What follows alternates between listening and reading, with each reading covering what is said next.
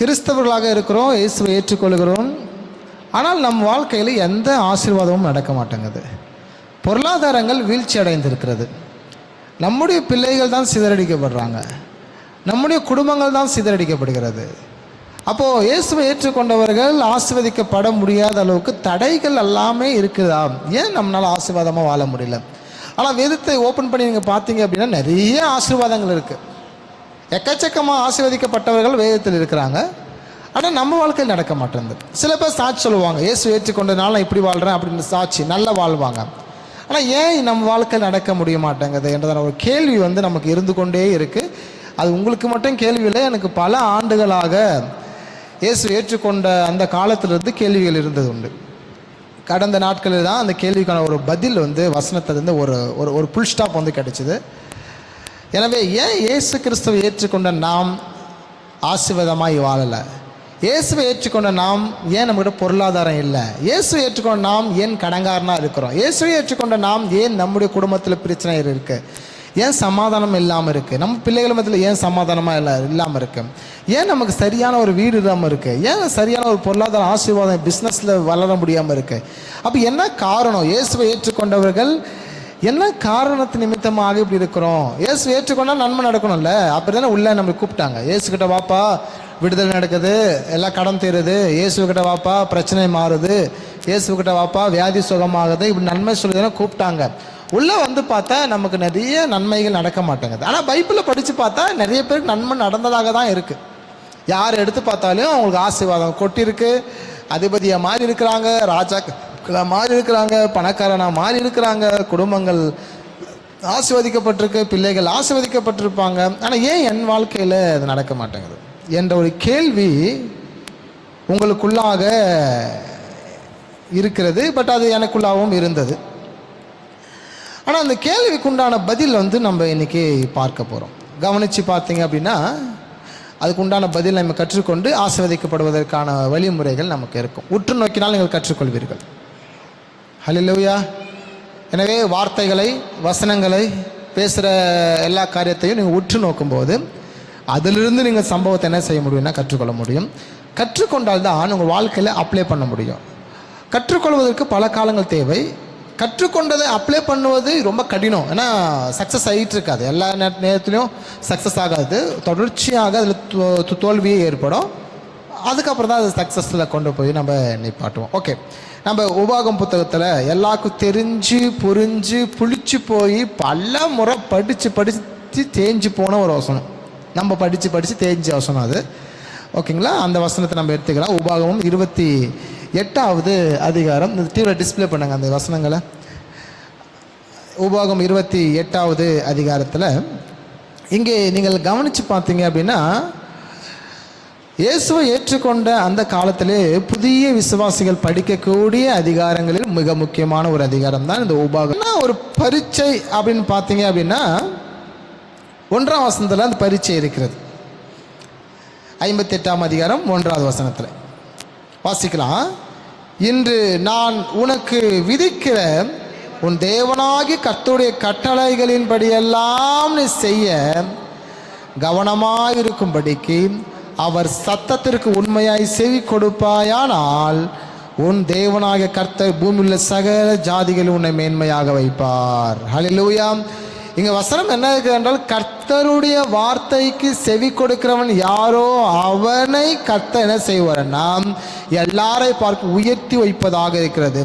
அப்போ ஆண்டவர் சொல்கிறாரு, வார்த்தைகளை, கர்த்தருடைய கட்டளைகளை நீங்கள் கவனமாய் கேட்க வேண்டுமா. ஏன்னா கவனமாய் கேட்டதான் கவனமாய் கையாள முடியும். நம்ம அறங்குறையே கேட்டோம்னா என்ன செய்யும்? அரைகுறையை தான் நம்ம என்ன செய்வோம்? கையாளுவோம். அப்போது கர்த்தருடைய வார்த்தையை கேட்கும்போது கவனித்து கவனமாக கேட்டு அதை நம்முடைய வாழ்க்கையில் செயல்முறைப்படுத்துவதற்கு நம்மை ஒப்புத்தர வேண்டும். நம் சரீரத்தை வாக்கு தத்துவத்திற்கு செயல்முறைப்படுத்துவதற்கு நம்ம ஒப்பு தராவிட்டால் கிரியை செய்யாது, வார்த்தைகள் கிரியை செய்யாது. அப்போ இங்கே வசனம் தெளிவாக சொல்லுகிறது, அவர் சத்தத்திற்கு உண்மையாய் செவி கொடுப்பாயானால். அப்போ என்ன அர்த்தம்னா, அவர் சத்தத்திற்கு மக்கள் பொய்யாயும் செவி கொடுக்கிறார்கள் என்று அர்த்தம். இப்போ நான் இங்கே பிரசங்கம் பண்ணுறேன், ஒரு 20 பேர் இருக்கிறோம். இப்போது 15 பேர் இங்கே பரலோகத்து போகிறாங்க, 5 பேர் பரலோகத்து போகலை அப்படின்னா என்ன அர்த்தம் அப்படின்னா, ஆசிரியர் பிழை இல்லை.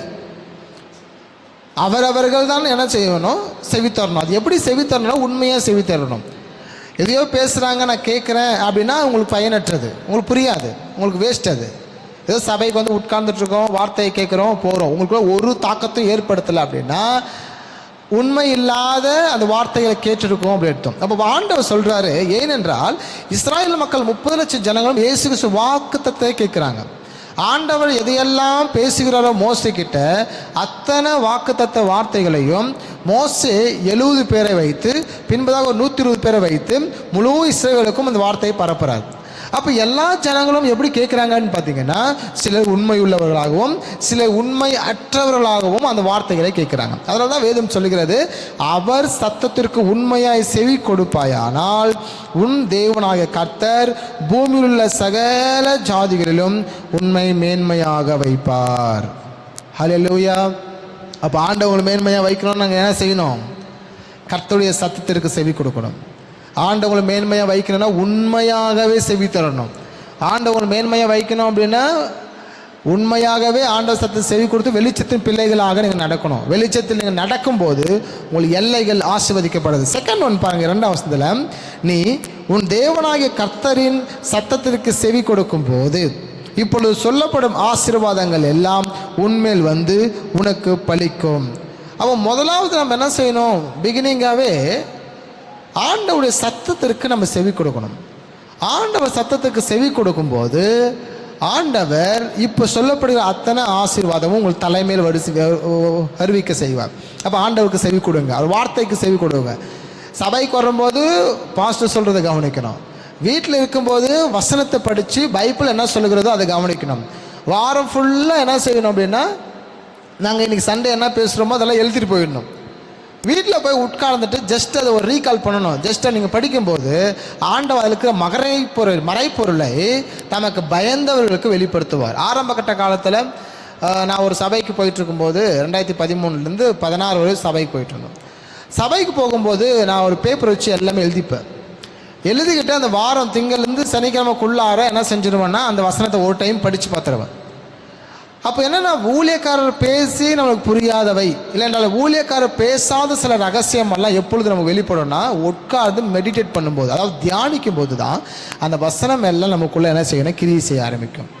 அப்போது சண்டே நம்ம வந்தோம், ஜெபம் பண்ணோம், மெசேஜ் பண்ணாங்க, உட்காந்து எழுதணும் அப்படின்னு போயிட்டோம் அப்படின்னா அது அசை போடல அப்படின்னா, ஒரு ஆடு மாடு இருக்காது, அந்த மாடு போயிட்டு நல்ல பிள்ளை மேய்ஞ்சிட்டு நைட்டு வந்து அது அசை போட்டால் தான் அது உடல் சரியாக இருக்குன்னு அர்த்தம். ஒரு மாடு பில் மேய்ஞ்சிட்டு அசை போடுவே நைட் தூங்கும் போது நாளைக்கும் அசை போடலன்னா அது உடம்பு எதுவும் பிரச்சனைன்னு அர்த்தம். அப்போ இயேசுவை ஏற்றுக்கொண்டவர்கள், வசனத்தை கேட்கிறவர்கள், வசனத்தை வாசிக்கிறவர்கள் அசை போடவில்லை என்றால் உங்களுடைய ஆத்துமாவில் ஏதோ பிரச்சனை இருக்குது என்பது அர்த்தம். அப்போ எப்படி ஆண்டவர் உங்களுக்கு வெளிப்படுத்துவார்? ரகசியத்தை தெரிந்து கொண்டாலே, ரூட் தெரிந்துக்கிட்டாலே நீங்கள் வாழ்க்கையில் அட்டகாசமாக போயிட்டே இருக்கலாம், சூப்பராக போயிட்டே இருக்கலாம். உங்களுக்கு ஆசீர்வாதம் ரொம்ப தூரத்தில் இல்லை, அப்படியே கையை வச்சு எட்டி பிடிச்சா உங்களுக்கு கிடைக்கும், அவ்வளோ தூரம் தான் ஆசீர்வாதம் இருக்கிறது. ஆனால் அதை நம்ம பிடித்து கொள்வதற்கு முடியாமல் நம்ம ரொட்டேட் சுற்றிட்டு இருக்கிறோம். எகிப்திலிருந்து நம்ம தவறு செய்யும் போது ஆண்டவர் ஏன் அவனுக்கு விடுதலை கொடுத்தாருன்னா அவனுக்கு ரட்சிப்பின் திட்டம் இருக்கிறது, அவனுக்கு ஆத்துமா இருக்கிறது, ஆவி இருக்கிறது. அப்போது இயேசு கிறிஸ்துவின் வார்த்தைகளுக்கு நீங்கள் செவி கொடுக்கும்போது உங்களுக்கு ஆசீர்வாதம் வந்து தங்கும். நான் பேசுகிற புரிதுங்க. இயேசுவின் வாக்கு தத்துவத்துக்கு நீங்கள் செவி கொடுப்பீங்க அப்படின்னா, ஏசப்பா சொல்கிற வார்த்தைக்கு செவி கொடுப்பீங்கன்னா, ஊழியக்காரர் சொல்கிற வார்த்தைக்கு செவி கொடுப்பீங்கன்னா, வசனத்தில் எழுதப்பட்ட வார்த்தைக்கு செவி கொடுப்பீங்கன்னா உங்களுக்கு ஆசீர்வாதம் வந்து தங்கும். என்ன ஆசீர்வாதம்? அழகாக இருக்க பாருங்க. 3ஆம் வசனம், நீ பட்டணத்திலும் ஆசீர்வதிக்கப்பட்டிருப்பாய், வெளியிலும் ஆசீர்வதிக்கப்பட்டிருப்பாய். உன் கற்பத்தின் கனியும் உன் நிலத்தின் கனியும் உன் மாடுகளின் பெருக்கமும் உன் ஆடுகளின் மந்தைகளுமாகிய உன் மிருக ஜீவன்களின் பலனும் ஆசீர்வதிக்கப்பட்டிருக்கும். உன் கர்ப்பத்தின் கனி யார்? உன் பிள்ளைகள் ஆசீர்வதிக்கப்பட்டிருப்பாங்க. உன் நிலம் என்ன விதைத்தாயோ அதை 100% அறுவடை பெற்றுக்கொள்ளும். என்ன வேலை செய்கிறியோ அந்த வேலை செய்கிற அந்த 1000 ரூபாய் சேலரி, அந்த 1000 ரூபாய் சேலரி ஆண்டவர் மீதி எடுக்கும்படி செய்வார். அப்போ செலவுகள் இன்றைக்கெல்லாம் கவனித்து பாருங்கள். நம்ம 20,000 சேலரி வாங்குவோம், எங்கே காசு போகுதுன்னே தெரியல. எவ்வளோ கடன்கள், இல்லைன்னா எவ்வளோ வழிகள், ரூட் இருக்குது. ஆனால் வசனம் சொல்லுகிறது, ஆகாய் புத்தகத்தில் வாசிக்கிறோம், சபை கட்ட முடியாது இருக்கிற அந்த செருபாபேல் காலத்தில் ஆகாய் புத்தகத்திலே மக்கள் எல்லோரும் தங்கள் வீடுகளில் போய் குடியிருந்தார்களாம். தங்கள் சொந்த வேலைகளை செய்தார்களாம். அப்போ ஆண்டவர் பார்த்து சொல்கிறாரு, ஆகாயை பார்த்து, ஆகாய் கிட்ட சொல்லி அனுப்புகிறாரு. ஜனங்கள் எல்லாருக்கிட்டையும் போய் ஆகாய் சொல்கிறாரு, தேவனுடைய ஆலயம் பாழாக இருக்கும்போது நீங்கள் நல்ல வீட்டை கட்டி வாழ்கிறீங்களே, அந்த லைன்லேருந்து சொல்லும் போது தான் அவர் சொல்லுவார், நீங்கள் விதைத்தும் அறுவடை செய்ய மாட்டீங்க, அறுவடை செய்தும் வீட்டுக்கு கொண்டு வர மாட்டீங்க, இதோ எல்லாவற்றையும் நான் ஊதி போடுறேன் அப்படிங்கிறார். அதனால தான் அந்த வசனம் அந்த லைனில் சொல்லுவார், நீ சம்பாதிக்கிறது எல்லாம் பொத்தலான பையில் போடுவதற்காக சம்பாதிக்கிறேன். அப்போ முதலாவது தேவன் ராஜ்யத்தையும் அவர் நீதியும் தேடும்போது இவைகள் எல்லாம் உங்களுக்கு கூட கொடுக்கப்படும். அப்போ உன் களஞ்சியம், உன் கற்பத்தின் கனி, உன் பிள்ளைகள் ஆசீர்வதிக்கப்படுறாங்க, நீ செய்கிற வேலையில் ஆசீர்வதிக்கப்படுறாங்க. 5, உன் கூடையும் மாப்பி செய்கிற உன் தொட்டியும் ஆசீர்வதிக்கப்படும். உன் வீட்டில் என்னைக்கும் உணவு குறையாமல் கர்த்தர் பார்த்துப்பார். என்றைக்குமே உங்கள் வீட்டில் சாப்பாடு குறையாமல் பார்த்துப்பார்.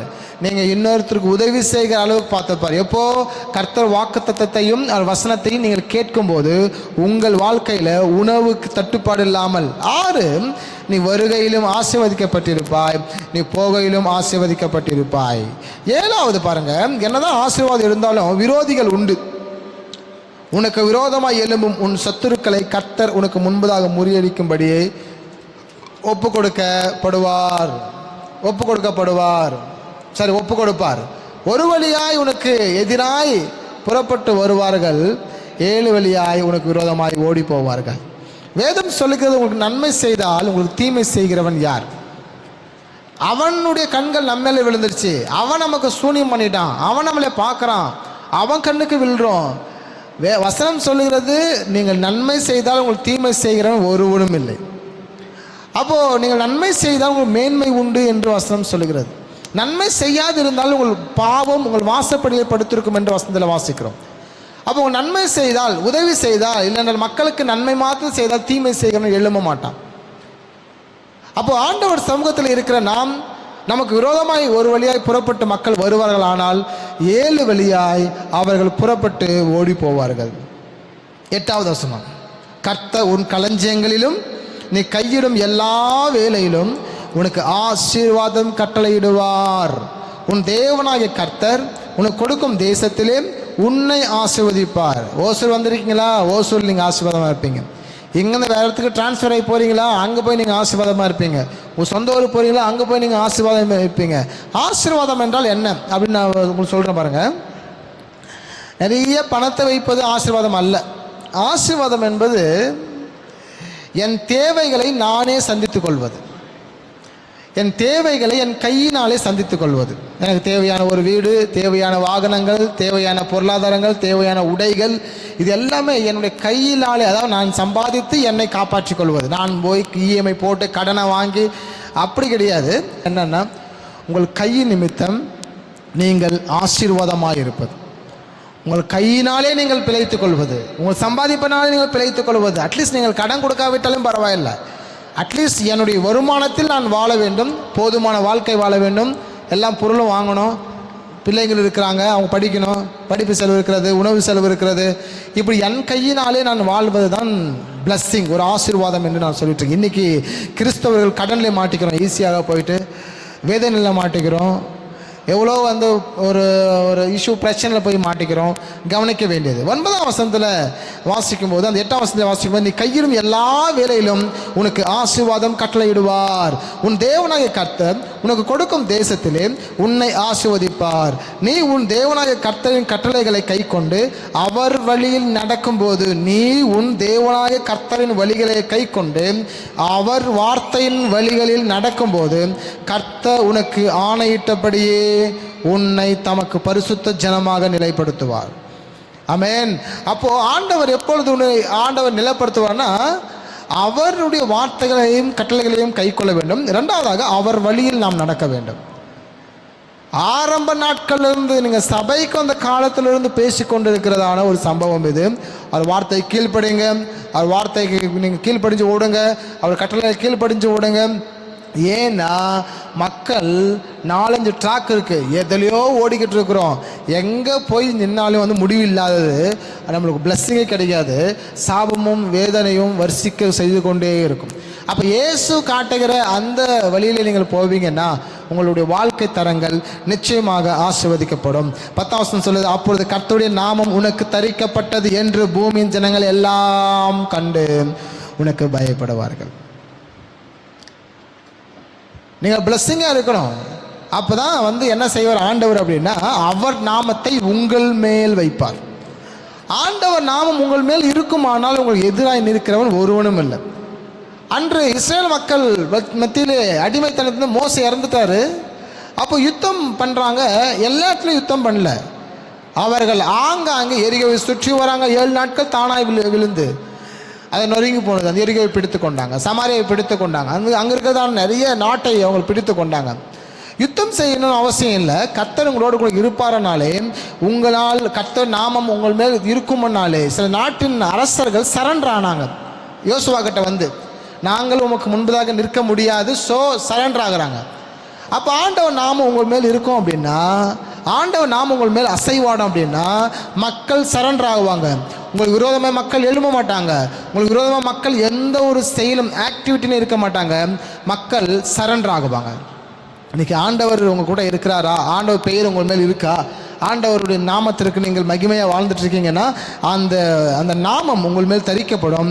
பூமியின் ஜனங்கள் எல்லோரும் அதை கண்டு பயப்படுவார்கள். 11ஆம் வசனம் சொல்கிறது, உனக்கு கொடுப்பேன் என்ற கர்த்தர் உன் பிதாக்களுக்கு ஆணையிட்ட தேசத்தில் கர்த்தர் உன் கற்பத்தின் கனியிலும் உன் மிருக ஜீவன்களின் பலனிலும் உன் நிலத்தின் கனியிலும் உனக்கு பரிபூரண நன்மை உண்டாக கட்டளையிடுவார். 12ஆம் வசனம் சொல்லுது, ஏற்ற காலத்தில் உன் தேசத்திலே மழை பெய்யும், நீ கையிட்டு செய்யும் வேலையெல்லாம் ஆசீர்வதிக்கவும் கர்த்தர் உனக்கு தமது நல்ல பொக்கிஷ சாலையாகிய வானத்தை திறப்பார். நீ அநேக ஜனங்களுக்கு கடன் கொடுப்பாய், நீயோ கடன் வாங்காதிருப்பாய். இது நமக்கு கிடைச்சிருக்கிறதான ஒரு ஆசீர்வாதமான வசனங்கள். இது எல்லா வசனங்கள் ஆசீர்வாதம் நடக்கணும் அப்படின்னா முதல் வசனம் மிக முக்கியமானது. இன்னைக்கு நம்ம என்ன செஞ்சிட்டோம் அப்படின்னா 3வது வசனத்திலிருந்து 12வது வசனம் வரையும் தான் நம்ம கேட்குறோம் ஆண்டவர்கிட்ட. நம்ம ஜெபிக்கும் போது என்ன சொல்கிறோம் அப்படின்னா 12வது வசனம் வரை 3ஆம் வசனத்திலிருந்து தான் கேட்குறோம். முதல் 2 வசனத்தை நம்ம கணக்கில் வைத்துக்கிறது இல்லை. ஏன்னா அது ரொம்ப கடினமான ஒரு வசனம். அவர் வார்த்தைக்கு எல்லா டைமும் செவி கொடுக்க முடியறதில்லை, அவர் சத்தத்துக்கு செவி கொடுக்க முடியறதில்லை. ஏனென்றால் நம்ம வீட்டில் பிசாசும் தொல்லைகள் உண்டு, நம்ம வீட்டில் பிரச்சனைகள் உண்டு, சமுதாயத்தில் பிரச்சனை உண்டு, வேலை செய்கிற இடத்துல பிரச்சனை உண்டு. தேவனுக்கு கீழ்ப்படியாமல் ஓடும்படியாக இன்னைக்கு சைத்தான் நம்மளுக்கு ரொம்ப ஹை ப்ரெஷரை கொடுத்துருக்குறான். உறவினர்கள் பக்கம் பயங்கர ஹை ப்ரெஷரில் இருக்கிறாங்க, நம்மளை நோண்டிக்கிட்டே இருப்பாங்க. தேவனோடு நெருங்கி வாழ விடாதபடிக்கு என்ன செய்கிறாங்க, இன்னைக்கு பெரிய தடைகள் நமக்கு வாழ்க்கையில் இருக்கிறதுனால முதல் 2 வசனத்தை நாம் நினைவு கூற மறந்துட்டோம், விருப்பமும் இல்லை. ஆனால் நல்ல விதைக்க மறந்தீர்களோ அந்த நிலத்தில் தேவையற்ற களைகளும் வளர்ந்துருக்கும். உங்கள் நிலத்தில் நல்ல விதையை நீங்கள் விதைக்கல அப்படின்னா தேவையில்லாத புல்லுகள் முளைந்திருக்கும், அது தேவையற்றது. ஆண்டவர் ஒவ்வொருத்தருக்கும் நிலத்தை கொடுத்திருக்கிறாரு. அந்த ஒவ்வொருத்தரும் கொடுத்திருக்க நிலத்தை நீங்கள் என்ன செய்யணும் அப்படின்னு பார்த்தீங்கன்னா, நல்ல அந்த விதையை விதைச்சிடணும். நல்ல விதையை விதைச்சிட்டிங்க அப்படின்னா தேவையற்ற புல் களைகள் முளைக்காது. அப்போ தேவையற்ற புல் களைகள் முளைக்கலை அப்படின்னா நல்ல விதைகள் அறுவடைக்கு நேராக வரும். இன்றைக்கி கிறிஸ்தவங்க நிலத்தை வாங்கிக்கிட்டோம், ரட்சிக்கப்பட்டு இயேசு கிட்ட பேசி நிலத்தை வாங்கிக்கிட்டோம். ஆனால் அதை என்ன செய்யலை அப்படின்னு நல்ல வார்த்தைகளை வசனத்தை விதைக்காதனால நம்ம வாழ்க்கையில் தேவையில்லாத புல்கள் முளைந்திருக்கிறது, தேவையில்லாத பழக்க வழக்கங்கள் முளைந்திருக்கிறது, தேவையில்லாத புத்திகள் முளைந்திருக்கிறது, தேவையில்லாத பேச்சுகள் நம்ம வாழ்க்கையிலேருந்து முளைந்திருக்கிறது. அப்போ நன்மைகள் எப்படி நடக்கும்? வாழ்க்கையில் புல்லாக இருந்துச்சுன்னா பயனற்றது. அதுவும் சில புல்கள் தான் ஆடு மாடு மேயும், தேடி பிடிச்சி மேயும். அதுக்கும் பயனற்ற புல்கள் நம்ம வாழ்க்கையில் முளைந்திருக்கும் அப்படின்னா எப்படி இருக்கும்? சிம்பிள். நம்ம நிலத்தில் நல்ல விதையே விதைக்கலை, எதுவுமே செய்யலைனாலே தானாக என்ன செஞ்சோம்னா புல் முளைஞ்சு நிற்கும். இன்றைக்கி இயேசு அறியாத ஜனங்கள் வாழ்க்கையில் புல்கள் முளைந்திருக்கிறது. வேதனைகள், கடன்கள், பாவங்கள், அசுத்தங்கள், அநியாயங்கள், அக்கிரமங்கள், பாவங்கள், தேவனுக்கு விரோதமாய் செயல்கள் எல்லாம் வாழ்க்கையில முளைந்திருக்கிறது. ஒவ்வொரு மனுஷனுக்கும் நிலங்கள் உண்டு. அந்த அந்த உடைய புல்லை எல்லாத்தையும் பிடுங்கணும், எல்லாம் வேரோடு பிடுங்கணும், பிடுங்கி தூக்கி தூர போடணும், நெருப்பில் சுட்டரிக்கணும். அதுக்கு முதலாவது ஆண்டவர்கிட்ட நம்ம இருதயத்தை சாய்க்கணும். வசனம் சொல்லி உங்கள் இருதயத்தை நீங்கள் கொடுங்கள், கல்லான இருதயத்தை நீங்கள் கொடுப்பீர்களானால் சரியான இருதயத்தை அவர் கொடுப்பார். ஒரு இருதயம் பொல்லாத சிந்தனை உள்ளது, பட் அந்த இருதயத்திலிருந்து நம்ம உடைத்து இயேசுக்கு தரணும், விதையை விதைக்க வைக்கணும், இயேசு வார்த்தை விதைக்க வைக்கணும். அப்பொழுது களஞ்சியத்தில் சேர்க்கப்படுவீர்கள். மரம் கனி கொடுக்கும், மரம் கனி கொடுக்குமானால் உங்கள் வாழ்க்கை களஞ்சியத்தில் சேர்க்கப்படும். இன்று நான் உனக்கு விதிக்கிற உன் தேவனாய கர்த்தருடைய எல்லா கட்டளைகளின்படியும் நடக்க கவனமாயிருப்பதற்கு அவர் சத்தத்துக்கு செவி கோடாதே போவாயாகில் இப்பொழுது சொல்லப்படும் சாபங்கள் எல்லாம் உன்மேல் உனக்கு பலிக்கும். 15ஆம் வசனம். அப்போ 14 வரை ஆசீர்வாதமான வசனம், 15ஆம் வசனத்திலிருந்து சாபமான வசனம். 14 வரை ஆண்டவர் கொடுக்கிற நிலத்தில் நீங்கள் விதையை விதைத்து அதுக்கு நேராக வளர்த்து வைப்பது. 15ஆம் வசனத்திலிருந்து நீங்கள் விதை விதைக்க வேண்டிய அவசியம் இல்லை, தானாகவே தேவையற்ற புல்கள் வளர்ந்து கிடக்கும், தேவையற்ற புல்கள் வளர்ந்து கிடக்கும். அப்போ நீங்கள் தான் முடிவு பண்ணிக்கணும் என்ன வாங்கலாம் ஆண்டவர்கிட்டன்னு சொல்லி. இல்லைன்னா நிலையற்றவர்களாக வாழ்க்கையில் ஓடிக்கொண்டே இருப்பீங்க. உங்கள் வாழ்க்கையில் செழிப்பு இருக்காது, ஒரு சமாதானம் இருக்காது, ஒரு நிம்மதியாக இருக்க மாட்டீங்க, அமைதியாக இருக்க மாட்டீங்க, ஒரு சந்தோஷம் கிடைச்சிருக்காது, பொருளாதார ஆசீர்வாதம் கிடைச்சிருக்காது, எல்லாருமே அசிங்கமோ அவமானமோ வெக்கக்கேடும் அப்படியே ஓடிக்கிட்டு இருப்பீங்க. எப்போ உங்கள் நிலத்தை நீங்கள் பண்படுத்த மறந்து விட்டால், உங்கள் வாழ்க்கையை சரியாக கர்த்தருக்கு கொடுக்காவிட்டால், வசனத்துக்கு கீழ்ப்படியாவிட்டால், வசனத்தை கேட்காவிட்டால், வசனங்கள் வாழ்க்கை நடைமுறைக்கு நேராக நடத்தாவிட்டால், 15ஆவது வசனத்திலிருந்து நீங்கள் நினச்சிக்கணும் 67 வசனங்கள் இருக்குதுன்னு நினைக்கிறேன், 68 வசனம், 68 வசனத்துக்கு சாபங்கள் நீங்கள் வீட்டில் போய் வாசிச்சிருங்க. ஏன்னா நான் ஆசீர்வாதமான வார்த்தை கூறுவதற்காக தான் நான் அழைக்கப்பட்டிருக்கப்படினாலே ஆசீர்வாதமான வார்த்தைகளை உங்களுக்கு நான் போதித்திருக்கிறேன். சாபமான வசனங்களை நான் சொல்வதற்கு அழைக்கப்படாதபடினாலே அந்த வசனங்களை உங்களுக்கு படித்து காட்ட விருப்பம் வரல. பட் இந்த வசனங்களை நீங்கள் வீட்டில் போய் என்ன செய்யுங்க, வாசித்து உங்களுடைய நிலத்தை, உங்கள் நிலம் எப்படி இருக்குது என்பதை நீங்கள் அனலைஸ் பண்ணிடுங்க. உங்கள் நிலங்கள் சரியாய் கனி கொடுக்கல அப்படின்னா நீங்கள் புரிஞ்சுக்கணும், களைகள் நிறைய விதைக்கப்பட்டும் அறுக்க முடியாத களைகளாக இருக்கு அர்த்தம்.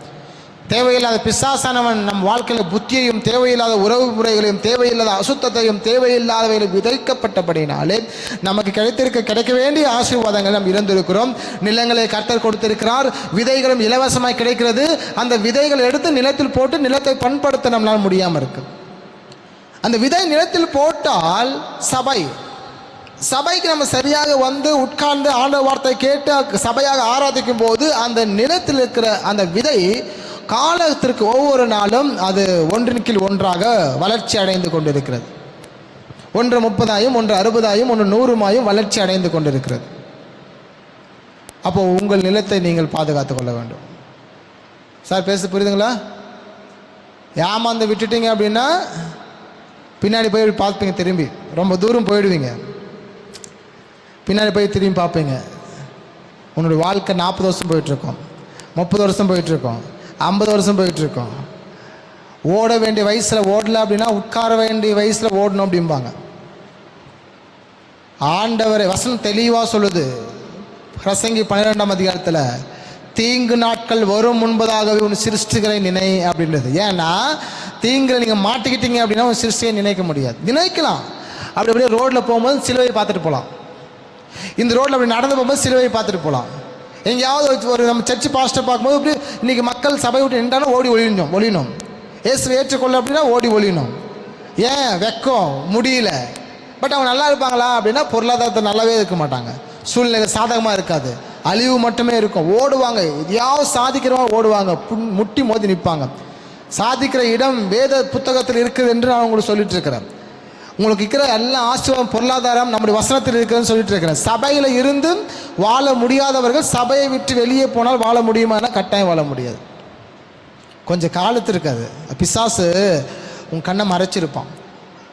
பிசாசு என்ன செஞ்சுருப்பானா, கொஞ்சம் கொடுத்துருப்பான். டக்குன்னு இயேசு விட்டு வெளியே போனோடனே வேலையை கொஞ்சம் கொடுப்பான். ஏன்? இயேசுக்கிட்டேருந்து வெளியே வந்ததுனால எனக்கு கிடைத்த, உலகத்தால் கிடைத்தது என்று சொல்லி. ஆனால் கொஞ்சம் காலம் போனதுக்கப்புறம் அது எல்லாத்தையும் கொண்டு எடுப்பான். ஒன் பை ஒன்னாக எடுப்பான். அப்போ உங்கள் வாழ்க்கையில் கவனிக்க வேண்டிய ஒன்று, இயேசுவின் வார்த்தைக்கு கட்டளைக்கு கீழ்ப்படிந்திருங்க, அப்பொழுது நீங்கள் மேன்மேலும் ஆசீர்வதிக்கப்படுவீர்கள். 15 வசனத்தில் இருக்கிற ஆசீர்வாதம் உங்கள் வாழ்க்கையில் தங்கும். ஒருவேளை யார் ஒருவன் இயேசுக்கு கீழ்ப்படியாமல் வாக்குத்தத்தத்துக்கு செவி கொடாமல் போகிறானோ, அவன் வாழ்க்கையில் 16வது வசனத்திலிருந்து 15வது வசனத்திலிருந்து அந்த சாபங்கள் உங்களுக்கு வந்து பலிக்கும். எடுத்து உடனே வசனம் சொல்கிறது, வார்த்தைக்கு செவி கொடுக்காம போன அப்படின்னா சாபம் வந்து தங்கும். நம்பர் 1 சாபம் வந்து தங்கும். அதுக்கு பின்பதாக ஒன்று, சாபம் அப்படின்றது பாவத்தை விட பவர்ஃபுல்லானது. பாவம் அப்படின்றது உன்னுடைய பாவம், நீ செய்வது நிமித்தமாக நீ நஷ்டப்படுறது. சாபம் என்பது உனக்கு நீ நன்மை செய்வ, பட் எல்லாருக்கும் தீமை செய்வ. சாபம் என்பது பரம்பரையாக வருகிறதான ஒன்று. அதான் வசனம் எடுத்துன்னு சொல்கிறது, பாவம் என்று சொல்ல சாபம் என்று சொல்லுகிறது. சாபம் என்றால் என்னென்னா, உன்னோட ஸ்டாப் ஆகாது, வளர்ந்து கொண்டே இருக்கும். நீ பார்க்குற இடமெல்லாம் சாபமாக மாறும். செஞ்சதான் பாவம், பட் சாபம் என்பது நீ கண்ணில் பார்க்குற இடமெல்லாம், நீ இருந்தாலே சாபம்டா அப்படிம்பாங்கல்ல, நீ இருந்தாலே சாபம், அது நீ வந்தாலே சாபம். ஏன்? இயேசு என்ற தெய்வம், இயேசு என்ற வார்த்தை உங்களுக்குள்ளே இல்லை என்றால் அது சாபமாக இருக்கும். நீங்கள் பார்க்குற பார்வையெல்லாம் சாபமாக இருக்கும். மனுஷனுக்கு எந்த மனுஷன் நன்மை கிடையாது. உங்கள் நிமித்தம் எந்த மனுஷன் நன்மை அடையலை, விருத்தி அடையலை, ஆசீர்வாதம் பெற்றுக்கொள்ள முடியல. நம்ம முகத்தை பார்க்கும்போது மனுஷன் இருளாக தான் இருக்கிறான், நாமளும் இருளாக தான் இருக்கிறோம். இப்போ வாக்குத்தத்தத்தை செவி கொடுங்க. ஓகே, 2 பேர் உங்களுக்கு நான் மேற்கோள் காட்டுறேன் வேதத்திலிருந்து. 2 பேர் நான் மேற்கோள் காட்டுறேன். வசனத்திற்கு கீழ்ப்படிந்து போன ஒரு வாழ்க்கை என்ன ஆனது? 2 பேர் கீழ்ப்படிந்ததுனால, கீழ்ப்படியாமல் போய் சபிச்சிட்டாங்க, சாபம் போயிடுச்சு. அந்த வசனம் நான் எடுக்கலை. உங்களுக்கு நான் உங்களை ஆசீர்வதிக்க விரும்புகிறேன். நான் வந்து பார்த்தீங்கன்னா டெய்லியும் ஜெபம் பண்ணும்போது உங்கள் எல்லார் பேரும் சொல்லி ஜெபம் பண்ணுறோம். அதுக்கு ஒரு நோட் வச்சுருக்குறோம். ஏன்னா சபைக்கு வருகிறவர்கள் ஆசீர்வாதமாக இருக்க வேண்டும் என்று நான் விரும்புகிறேன். எல்லாருக்கிட்ட நல்ல பைக் இருக்கணும், ஒரு 2 வீலர் இருக்கணும், 4 வீலர் இருக்கணும், நல்ல ஒரு வீடு இருக்கணும், நல்ல சபை மக்கள் நல்லா ட்ரெஸ் பண்ணிட்டு சபைக்கு வரணும், நல்லா ஷூட்டு கோட்டெல்லாம் போட்டு வரணும். எனக்கு ஆசை நீங்கள்லாம் ஷூட்டு கோட்டை போட்டு வரணுன்ட்டு. ஃபஸ்ட்டு எண்ணிலேருந்து ஆரம்பிக்கணும் போல். நான் போடலான்னு தான் பார்த்தேன், இக்கிற வெயிலில் முடியல நம்மளால். நேற்றெல்லாம் பயங்கர வெயில், கண்ணாடிலேருந்தே வெயில் வருது. கண்ணாடியிலேருந்து அதை அரெஸ்ட் பண்ணணும். அரெஸ்ட் பண்ணுற ஏசி போடலான்னு இருக்கணும் சர்ச்சுக்கு. அதுக்கு யார் ஜெபம் பண்ணணும்? கொடுக்கறதுக்காக ஜெபம் பண்ணாதீங்க, ஆண்டவர்கிட்ட கிடைக்கிறதுக்காக ஜெபம் பண்ணுங்க. உடனே பாஸ்ட் அன்னைக்கு ஏசி போகிறதுக்காக ஜெபம் பண்ணுங்க என்ன அர்த்தம்? ஏதாவது தருவீங்களான்னு அர்த்தம். அப்படி இல்லை, கிடைப்பதற்காக ஜெபியுங்கள், நீங்கள் கொடுப்பதற்காக அல்ல. கிடைப்பதற்காக ஜெபித்தால் ஏதோ ஒரு கை அதற்காக திடப்படுது. நம்ம சர்ச்சுக்கு 2 ஏசி போட்டால் போதும். ஃப்ரண்ட்லேருந்து போட்டோம்னா உங்களுக்கு அழகாக என்ன செய்யும், சில்னஸ் உங்களுக்கு வரும்போது நல்லா குழுன்னு 8 மணிக்கே சர்வீஸ் வந்து உட்காந்துட்டு இருப்பீங்க. 10 மணிக்கு முடிஞ்சோடனே ஓட பார்க்குறீங்க. அப்புறம் 10:30 மணி 11 மணியும் சர்ச்சு தான் இருப்பீங்க. ஜாலியாக இருந்துட்டு, ஏன்னா வீட்டு போனால் வீட்டு இல்லை. எனவே சபை அப்படி வச்சுக்கணும்னு எனக்கு விருப்பம் தான். பட் 1 by 1 ஏன்னா சபைக்கு எடுத்து பில்டிங் கட்டின கடனே ஒன்றும் தீராமல் இருக்குது. இன்னும் 10 மாதம் டியூ கட்டிகிட்டு இருக்கிறோம், பேலன்ஸ் இருக்குது. அதெல்லாம் முடிஞ்சதுக்கப்புறம் மறுபடியும் ஏதாவது 1 லட்சம் லோனை போட்டு 2 ஏசி வாங்கிக்கலான் இருக்கோம். மக்கள் ரொம்ப கஷ்டப்படுறாங்க. அதனால் வந்து ஒரு ஏசி வாங்கிட்டோம் அப்படின்னா மக்கள் விருப்பமாக ஃப்ரீயாக அப்படியே உட்கார்ந்துட்டு இருப்பாங்கன்னு எங்களுக்கு ஆசை. பாருங்கள், வசனத்தை கொடுக்குற நாங்கள் எப்படியெல்லாம் சபை மக்கள் வந்து கொஞ்சம் ஆசீர்வாதமாக இருக்குன்னு நான் விரும்புகிறேன். பிரசாந்த் வந்து புரியுதா? நல்ல பைக்கு, நல்ல ஒரு 4 வீலரு, நல்ல பொருளாதாரங்கள் ஆசீர்வாதமாக இருக்கணும். நல்லா முடியை கட் பண்ணுறது கூட காசு ஆண்டவர் தரணும். அப்போது பொருளாதாரத்தில் எல்லாத்துலேயும் நம்ம சபை மக்கள் நல்லா பிளஸ்ஸிங்காக இருக்கணும்னு விருப்பம். அப்போ நான் நினைக்கிறேன், அதனால தான் ஃபஸ்ட்டு எழுதும்போது சாபமான மக்களை தான் எடுத்தேன். அப்புறம் ஒரு யோசனை வந்துச்சு, நம்ம ஆசீர்வதிப்பதற்காக அழைக்கப்பட்டவர்கள் என்று யோசனை வந்தபடினாலே உங்களுக்கு ஆசீர்வாதமான வசனத்தை மாத்திரம் மேற்கோள் காட்டியிருக்கிறேன். ஓகே, 2 பேரையும் உங்களுக்கு வந்து நான் நிதானமாக அறிவிக்கிறேன். 2 பேர் வாழ்க்கையில் நடந்ததை நீங்கள் கவனிங்க. புக் ஆஃப் ஜெனிசிஸ் சாப்டர் 12, ஆதியாகமம் 12வது அதிகாரத்தில் நம்முடைய ஆபிரகாம் அங்கே இருக்கிறார். நம்மளுக்கு எல்லாருக்கும் தெரிஞ்சது விசுவாசியின் தகப்பன் என்று நம்ம அவரை கவனிக்கிறோம். அந்த நபரை குறித்து நாம் பேச போகிறோம். ஜஸ்ட்டு இன்னொரு நபரையும் நான் அறிமுகப்படுத்துகிறேன். 2 பேர் நம்ம பார்த்துட்டோம் அப்படின்னா நம்மளுக்கு ஒரு புரிதலுக்கு ஒரு ஈஸியாக இருக்கும். ஓகே, ஆதியாகமம் 12வது அதிகாரம் 1 முதல் 4 வரை நான் கவனித்தேன் அப்படின்னா, இங்கே சொல்கிறது 1 முதல் 4 வரை, கர்த்தர் ஆபிரகாமை நோக்கி, நீ உன் தேசத்தையும் உன் இனத்தையும் உன் தகப்பனுடைய வீட்டையும் விட்டு புறப்பட்டு நான் காண்பிக்கும் தேசத்திற்கு போ. நான் உன்னை பெரிய ஜாதியாக்கி உன்னை ஆசீர்வதித்து உன் பேரை பெருமைப்படுத்துவேன். நீ ஆசீர்வாதமாயிருப்பாய்.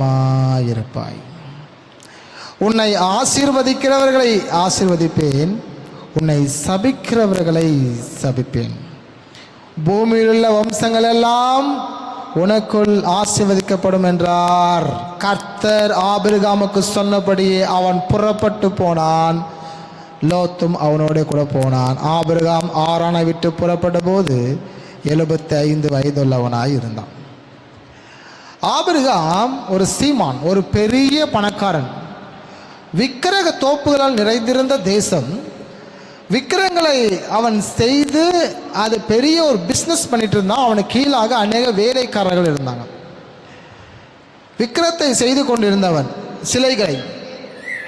திடீரென்று ஆண்டவர் ஒரு நாள் அவன் அண்டைக்கு வந்து அவனோடு பேசுகிறார். ஆபிரகாமே, உனக்கு உண்டான எல்லாவற்றையும் விட்டு நான் காட்டும் தேசத்துக்கு போவாயானால் நான் உன்னை ஆசீர்வதிப்பேன், உன் சந்ததியை ஆசீர்வதிப்பேன், நீ செய்வதெல்லாம் வாய்க்க செய்வேன். 4ஆம் வசனத்தில் கவனிக்கிறோம், கர்த்தர் ஆபிரகாமுக்கு சொன்னபடியே அவன் புறப்பட்டு போனான் என்று இருக்கிறது. அப்போ ஆண்டவர் வார்த்தைக்கு செவி கொடுத்து உடனடியாக எல்லாவற்றையும் விட்டு ஆபிரகாம் புறப்பட்டு போனான் என்று இருக்கிறது. உடனடியாக எல்லாத்தையும் விட்டுட்டு போயிட்டார், உடனடியாக. அப்போ கர்த்தருடைய வார்த்தையை கேட்கிற நீங்கள் உடனடியாக மனம் மாறிக்கொள்ள வேண்டும், உடனடியாக சேஞ்ச் பண்ணிக்கணும், உடனடியாக மாற்றிக்கொள்ள வேண்டும், உடனே சேஞ்ச் பண்ணணும். அப்போ கர்த்தர் வார்த்தையை கேட்கிற அவர், நான் நினைக்கிறேன் அவர் பெரிய பணக்காரர், பெரிய ஐஸ்வர்யவான். அவர் அண்டையில் இராது கிடையாது. ஆடு மாடுகளும் எல்லாமே இருந்துச்சு, போதுமான அளவுக்கு இருந்துச்சு. ஆனால் அவன் வாழ்க்கையில் இயேசு சொன்ன போது அவன் நினைக்கிறான் வயதானவன், 75 வயசு ஆயிடுச்சு, 70-75 வயசு. ஆனால் அவர் சொல்கிறாரு ஜாதி ஆக்குவேன், பிள்ளைகள் ஆக்குவேன், சந்ததி ஆக்குவேன் அப்படி சொல்கிறாரு. இம்பாசிபிள். பெரிய பணத்தை விட்டு, பொருளாதாரத்தை விட்டு, சொந்த ஊரை விட்டு வனாந்தரத்துக்கு போக சொல்கிறாரு. அது பாலைவன வழியாக போக சொல்கிறாரு, இடுக்கமான வாச வழியாக போக சொல்கிறார். ஆனாலும் இவன் கீழ்ப்படிந்து ஆண்டவர் சொல் வார்த்தையை கேட்டு ஆண்டவர் சொல் பிரகாரமாக இவன் புறப்பட்டு போனான். புறப்பட்டு போனதுனால என்ன நடந்தது? அவன் வாழ்க்கையில் மரணமும் வேதனையும் அசிங்கமும் அவமானம் ஏற்பட்டது. அவன் அண்ணன் மகன் இவருக்கும் சண்டைகள் ஏற்பட்டது. எனவே அவனுடைய பஞ்சகாலம் ஏற்பட்டது. தேவையில்லாத அந்நிய தேச எகிப்துக்கு போய் அவர்கள் தஞ்சம் புகுந்தார்கள். இது எல்லாத்தையும் நாம் பார்க்குறோம். ஆனால் அவன் முடிவு என்ன? 22வது அதிகாரத்தில் 17-18 ஆகிய வசனத்தில் ஆபிரகாமின் முடிவு எழுதப்பட்டிருக்கிறது. இயேசுவின் வார்த்தைகளுக்கு செவி கொடுத்து அவன் போனபடினாலே, இயேசுவின் வார்த்தைக்கு செவி கொடுத்து அவன் இருந்தபடினாலே, எல்லாவற்றையும் கிறிஸ்துவுக்காக அவன் இறந்தபடினாலே அவன் வாழ்க்கையில் ஆண்டவர் கொடுத்த ஆசீர்வாதம் பாருங்க. ஆதியாகமம் 22ஆம் அதிகாரம் 17வது வசனத்தை கவனிச்சு பார்த்தீங்கன்னா அவர் சொல்றாரு பாருங்க, நான் உன்னை ஆசீர்வதிக்கவே ஆசீர்வதித்து உன் சந்ததியை வானத்தின் நட்சத்திரங்களைப் போலவும் கடற்கரை மணலை போலவும் பெருகவே பெருக பண்ணுவேன் என்றும், உன் சந்ததியார் தங்கள் சத்துருக்களின் வாசல்களை சுதந்திரித்துக் கொள்வார்கள் என்றும், நீ என் சொல்லுக்கு கீழ்ப்படிந்தபடியினாலே உன் சந்ததிக்குள் பூமியில் உள்ள ஜனங்கள் சகல ஜனங்களும் ஜாதிகளும் ஆசீர்வதிக்கப்படும் என்று உன் பேரில் ஆணையிட்டேன் என்று கர்த்தர் சொல்லுகிறார் என்றார்.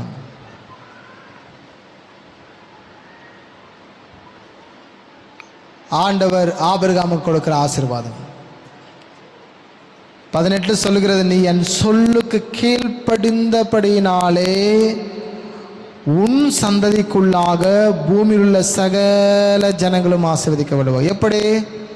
ஆபிரகாம் சந்ததிக்குள்ளாக நாம் எப்படி ஆசீர்வதிக்கப்பட்டோம்? யூதர்கள் வழியாக தான் புறஜாதியாருக்கு ரட்சிப்பு. யூதர்களுக்கு வழியாக தான் புறஜாதிக்கு ரட்சிப்பு. இயேசு சொல்லுகிறார், முதலாவது 12 சீடர்கள் தேர்ந்தெடுக்கிறார். சொல்லும்போது சொல்லுகிறார், நீங்கள் காணாமல் போன இஸ்ரவேல் வீட்டாரிடத்திற்கு போங்கள், புறஜாதியிலே போகாதிருங்கள் அப்படிங்கிறார்.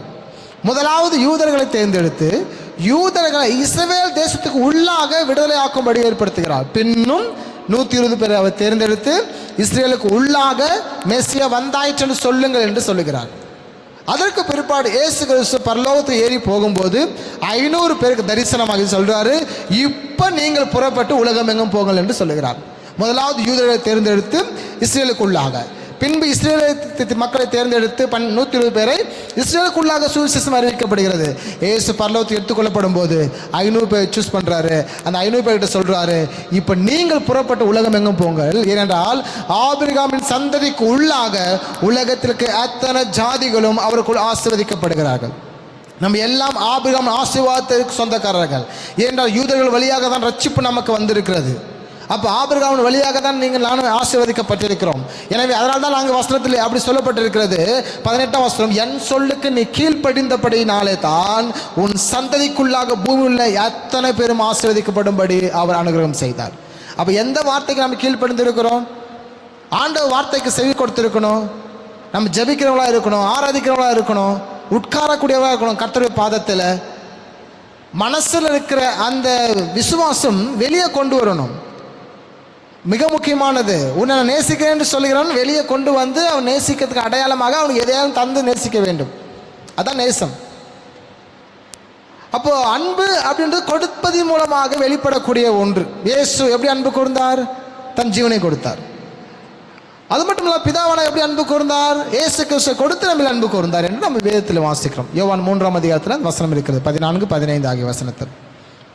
அப்போ நீங்கள் கர்த்தர் வார்த்தைக்கு செவி கொடுப்பீர்கள், ஆனால் உங்களுக்கு சொல்லப்படுகிற ஆசீர்வாதத்தை பெற்று. ஏன் ஆசீர்வதிக்கப்படலை? கர்த்தர் வார்த்தைக்கு செவி கொடுக்க முடியல. ஆனால் கர்த்தர் வார்த்தைக்கு செவி கொடுக்கிறனே, சபைக்கு வரனே, வசனம் கேட்கிறனே, ஆனால் அதன் பிரகாரமாக வாழ்க்கை செய்யாதவன். ஆபிரகாம் சொன்ன மாத்திரத்திலே உடனடியாக பேக் பண்றாரு. பேக் பண்ணி எல்லாத்தையும் கூட்டிட்டு போறாரு. எல்லாத்தையும் கூட்டிட்டு போறாரு. பெரிய பணக்காரன் சொந்த ஊரை விட்டு, சொந்த வீட்டை விட்டு, பொருளாதாரத்தை விட்டு, இன்கம்மை விட்டு, ஆண்டவர் சொல்ற இடம் வனாந்தர பாதை, மக்கள் இல்லாத இடம். அது மாத்திரம், அது முக்கியம், மிக முக்கியமானது. ஒரு செழிப்பற்ற வனாந்தர பாதையில் தான் ஆண்டவன் போகும்படி சொன்னான். அங்க போ அப்படின்றார். அவன் கீழ்ப்படிந்தான். போகிற பாதை வனாந்தர பாதை என்றாலும் கீழ்ப்படிந்தான். போகிற பாதை இடுக்கமான பாதை என்றாலும் கீழ்ப்படிந்தான்.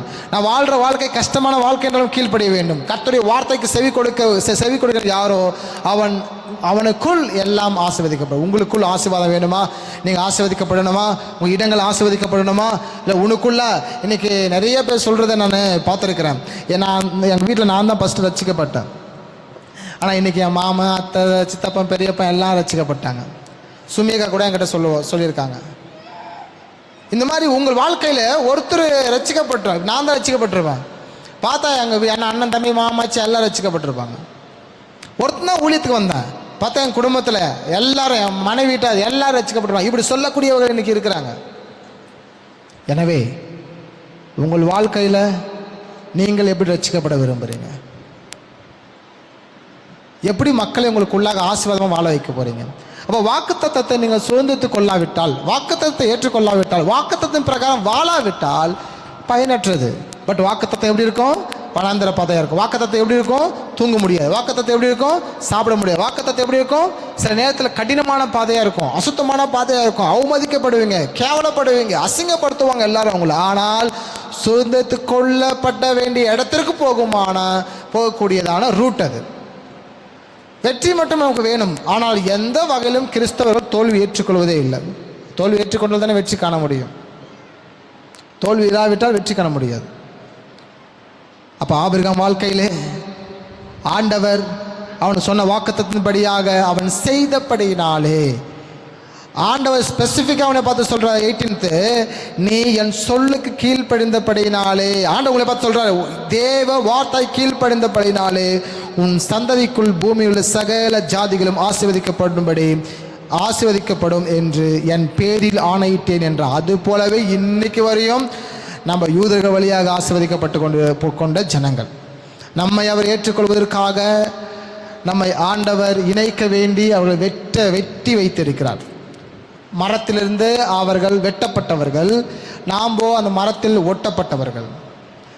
எனவே அவர்கள் 2000 ஆண்டுகளாக வெட்டப்பட்டிருக்கிறாங்க. காரணம், நம்ம ஒட்டப்பட வேண்டும் என்பதற்காக.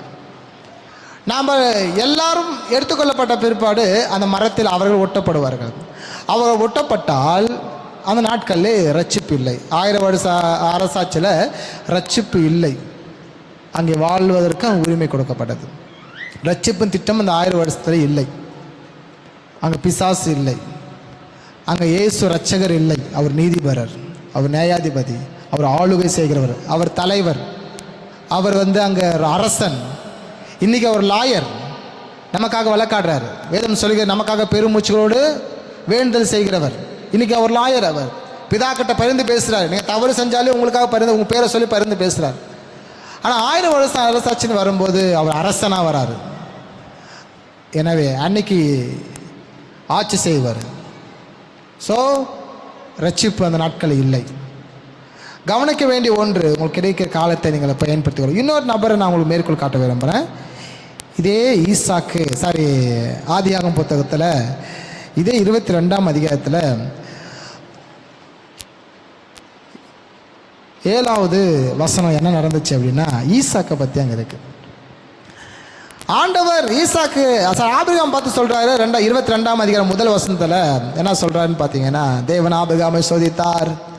எப்படி என்றால் அவர் அவனை நோக்கி ஆபிரகாமை என்றார். அவன் இதோ அடியேன் என்றான். அப்பொழுது அவர், உன் புத்திரனும் உன் ஏக சுதனும் உன் நேசகுமாரனுமாக ஈசாக்கை நீ இப்பொழுது அழைத்து கொண்டு மோரியா தேசத்துக்கு போய் அங்கே நான் உனக்கு குறிக்கும் மலைகள் ஒன்றின் மேல் அவனை தகன பலியாக பலியிடு என்றார்.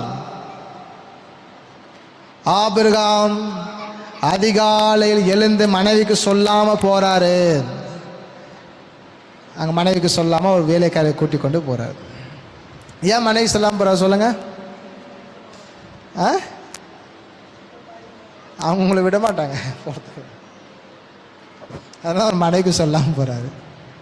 அங்கே அதுதான் நடந்தது. ஓகே, ஏன்னா மகனை பலி செலுத்த சொன்னால் எந்த தாயும் ஒத்துக்கொள்ள போவது இல்லை.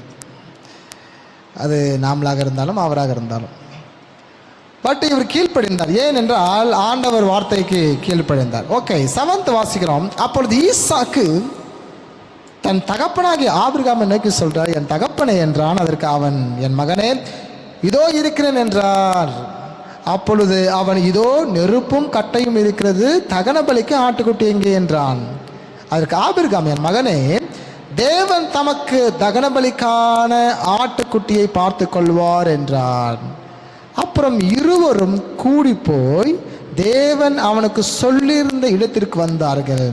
அங்கே ஆபிரகாம் ஒரு பலிபீடத்தை உண்டாக்கி கட்டைகளை அடுக்கி தன் குமாரனாக ஈசாக்கை கட்டி அந்த பலிபீடத்தில் அடுக்கிய கட்டைகளின் மேல் அவனை கிடத்தினான். பின்பு ஆபிரகாம் தன் குமாரனை வெட்டும்படிக்கு தன் கையை நீட்டி கத்தியை எடுத்தான். ஈசாக்கு தன் தகப்பன் கை கால்களை கட்டும்போது அவன் கீழ்ப்படிந்தான். அந்த கட்டையின் மேல் ஒன்றை வைத்து பலி செலுத்துவது என்பது ஆபிரகாமுக்கு புதுசல்ல. ஈசாக்குக்கும் அதை பார்ப்பது புதுசல்ல. ஆல்ரெடி அப்பா கூட பல இடத்துக்கு போகும்போது பலி செலுத்தப்படும் போதெல்லாம் அந்த ஆட்டை அவருக்கு சரியாக என்ன செஞ்சுருக்காரு, மேலே வச்சுட்டு அப்படி செஞ்சுருக்கிறத பார்த்துருக்காரு. அதே சம்பவம் ஈசாக்குக்கு நடக்கும்போது நம்ம பிள்ளைங்களெல்லாம் என்ன செஞ்சுருப்பாங்க, விட்டு ஓடி போயிட்டுருப்பாங்க.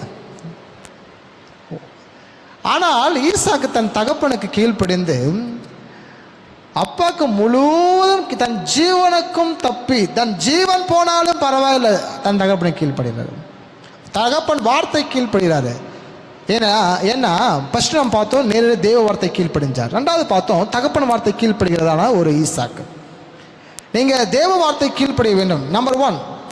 நம்பர் 2, ஊழியக்காரங்களுடைய வார்த்தையை நம்ம கனம் பண்ணணும். ஏன்னா வசனம் சொல்கிறது, ஆசாரியர் வார்த்தைகளை நான் நிறைவேற்றுவேன் என்று சொன்னார். அதனால தான் ஊழியக்காரர் வார்த்தையில் நீங்கள் கனம் போகணும், ஊழியக்காரர்கிட்ட சாபத்தை வாங்கக்கூடாது, திட்டு வாங்கக்கூடாதுன்னு சொல்லுவாங்கள்ல. ஏன்னா இந்த நாட்களில் மாறிடுச்சு, நாங்கள் தான் உங்கள்கிட்ட திட்டு வாங்குகிறோம். நீங்கள் மக்கள் நாங்கள் திட்டத்தெல்லாம் போயிட்டு இப்போ மக்கள் தான் பாஸ்ட்டை திட்டுறாங்க. இன்றைக்கி பயந்து போய் இன்றைக்கி ஊழியக்காரங்க இருக்கிறாங்க. பட் நான் நினைக்கிறேன் நம்ம மக்கள் அப்படி இல்லை போலுக்குது. நினைக்கிறேன் அப்படி. சரி, அப்பயும் பாருங்க பதில் வரல. அப்போ முன்னாடி போகட்டு பாஸ்ட்டை தான் பேசுகிறீங்க போல். நம்பர் 1, தேவனை அவர்கள் ஆபிரகாம் விசுவாசித்தான், வார்த்தை கேட்டான். 2வதாக தன் தகப்பன் வார்த்தை கேட்ட ஈசாக்கு. ஆனால் அங்கே நடக்கிறது உங்களுக்கு எல்லாருக்கும் தெரியும். அப்பொழுது கர்த்தருடைய தூதனானவர் வானத்திலிருந்து ஆபிரகாமை ஆபிரகாம் என்று கூப்பிட்டார். அவன் இதோ அடியேன் என்றான். அப்பொழுது அவர் பிள்ளையாண்டான் மேல் உன் கையை போடாதே, அவனுக்கு ஒன்றும் செய்யாதே. நீ அவனை உன் புத்திரன் என்றும் உன் ஏக சுதன் என்றும் பாராமல் எனக்காக ஒப்பு கொடுத்தபடியினால் நீ தேவனுக்கு பயப்படுகிறவன் என்று இப்பொழுது அறிந்திருக்கிறேன் என்றார். கர்த்தருக்கு பயப்படுகிற வாழ்க்கை என்பது வார்த்தைக்கு செவி கொடுக்கிற வாழ்க்கை. வார்த்தை என்னவா இருந்தாலும் பரவாயில்லை, வார்த்தைக்கு நான் கட்டாயமாக செவி கொடுக்க வேண்டும். செவி கொடுத்தால் தான் அந்த வார்த்தை பயங்கரமானது, பவர்ஃபுல்லானது, வல்லமையானது, ஏற்றுக்கொள்ளக்கூடியது. ஆண்டவர் சொல்கிறார் பாருங்க, ஆபிரகாம் கிட்ட அந்த தேவதூதர் சொல்கிறாரு, நீ தேவனுக்கு பயப்படுகிறவன் என்று இப்பொழுது அறிந்திருக்கிறேன் என்றார் 12ஆம் வசனத்தில். ஆனால் ஈசாக்கு கர்த்தருடைய வார்த்தைக்கும் 2வதாக அப்பாவுடைய வார்த்தைக்கும் கேட்டபடினாலே, அப்பாவுடைய வார்த்தை என்றாலே அது கர்த்தருடைய வார்த்தை தான், ஊழியக்காரர் வார்த்தை என்றாலே அது கர்த்தருடைய வாக்குத்தத்தம் தான். ஸோ கர்த்தருடைய வார்த்தைக்கு ஈசாக்கு கீழ்ப்படிந்தபடினாலே ஆதியாகமம் 26வது அதிகாரத்தில் 3வது வசனத்தை பார்க்கும்போது ஈசாக்கு வாழ்க்கையில் நடந்த அந்த பிளஸ்ஸிங்கை பாருங்கள். 26:3 ஆதியாகமம். இந்த தேசத்திலே வாசம் பண்ணு, நான் உன்னோடு கூட இருந்து உன்னை ஆசீர்வதிப்பேன். நான் உனக்கும் உன் சந்ததிக்கும் இந்த தேசங்கள் யாவையும் தந்து உன் தகப்பனாகிய ஆபிரகாமுக்கு நான் இட்ட ஆணையை நிறைவேற்றுவேன். ஆபிரகாம் என் சொல்லுக்கு கீழ்ப்படிந்து என் விதிகளையும் என் கற்பனைகளையும் என் நியாயங்களையும் என் பிரமாணங்களையும் கை கொண்டபடியினால் நான் உன் சந்ததியை வானத்தின் நட்சத்திரங்களைப் போல பெருக பண்ணி உன் சந்ததிக்கு இந்த தேசங்கள் யாவையும் தருவேன். உன் சந்ததிக்குள் பூமியில் உள்ள சகல ஜாதியும் ஆசீர்வதிக்கப்படும் என்றார். ஈசாக்கு இந்த வாக்குத்தத்தத்தை பெறும்போது இவனுக்கு பிள்ளைகள் இல்லாமல் இருந்தது. ஆனால் இவன் விசுவாசித்தான். எவ்வளோ ஆச்சரியமான ஒரு நபர் பாருங்க. ஆபிரகாமுக்கு வாக்குத்தத்தம் பெறும்போது அவனுக்கு பிள்ளைகள் இல்லை, ஸோ விசுவாசித்தான். இன்று ஆண்டவர் ஈசாக்கு வாக்குத்தத்தம் பண்ணும்போது ஈசாக்குக்கும் பிள்ளைகள் இல்லை, ஆனால் இவன் விசுவாசித்தான். பஞ்ச காலத்திலே அவர்கள் வாழ்ந்தார்கள், பஞ்ச காலத்திலே வாழ்ந்தார்கள். எப்படி? 26வது அதிகாரத்தில் முதல் வசனம் கவனிங்க. ஆபிரகாமின் நாட்களில் உண்டான பஞ்சத்தை அல்லாமல் பின்னும் ஒரு பஞ்சம் தேசத்தில் உண்டாயிற்று. அப்பொழுது ஈசாக்கு பெலிஸ்தியருக்கு ராஜாவாகிய அபிமெலேக்கிடத்தில் சேராக்குக்கு போனான். அப்போ இங்க 26 ஃபர்ஸ்ட் வசனத்தில் வாசிக்கும் போது பஞ்ச காலம் உண்டானது. அப்பொழுது ஆண்டவர் சொல்றாரு 2-3 வசனத்தில் நீ இங்கே இருன்னு சொல்றாரு. ஏன்னா பஞ்ச காலம் வந்தாலும் யார் தான் அவனை உயர்த்தணும்? நான் தான் அவனை உயர்த்தணும், நான் தான் அவனை ஆசீர்வதிக்கணும். பஞ்ச காலம் வந்தால் யார் தான் ஆசீர்வதிக்கணும்? நான் தான் ஆசீர்வதிக்கணும். பஞ்சகாலம் இருந்தால் யார் தான் அவங்களை உயர்த்தணும்? நான் தான் அவனை உயர்த்தணும். ஸோ ஆண்டவ வார்த்தைக்கு அவனை கீழ்ப்படிந்திருந்தபடியினாலே பஞ்ச காலத்திலும் அவங்களை கர்த்தர் ஆசீர்வதித்தார். இங்கே பாருங்கள் 12ஆம் வசனத்தை கவனிச்சிங்கன்னா, ஈசாக்கு அந்த தேசத்தில் விதை விதைத்தான், கர்த்தர் அவனை ஆசீர்வதித்ததினால் அந்த வருஷத்தில் 100 மடங்கு பலன் அடைந்தான்.